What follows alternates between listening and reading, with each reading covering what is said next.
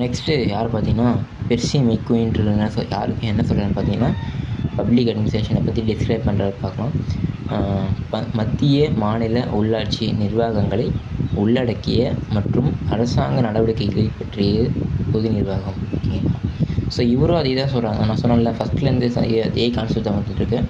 Function of the government. ஓகேங்களா? அரசாங்கத்தின் நடவடிக்கைகள். ஓகே, அரசாங்கத்தோட ஃபங்க்ஷன்ஸ் அதை பற்றினது தான் பொது நிர்வாகம்ன்றோம். ஸோ மேலே ஒரு ஒரு பாயிண்ட் சொல்லியிருக்காரு. என்ன பார்த்தீங்கன்னா, மத்திய, மாநில, உள்ளாட்சி. நான் ஏற்கனவே சொல்லியிருப்பேன், பொது நிர்வாகன்றது 3 வகையாக அதுமாரி மத்திய, மாநில, உள்ளாட்சின்றது.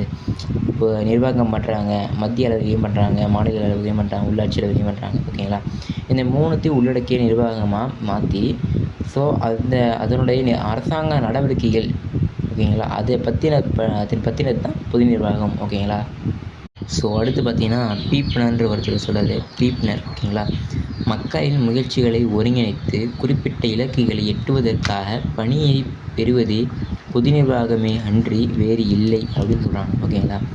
அதான் நம்ம மக்களை ஒரு குறிப்பிட்ட அவங்களுடைய வெல்ஃபேருக்காக இதை ஒருங்கிணைச்சு கவர்மெண்ட் இப்போ ஒர்க் ஆகுது பார்த்தீங்களா, அதுதான் இவர் சொல்கிறாரு.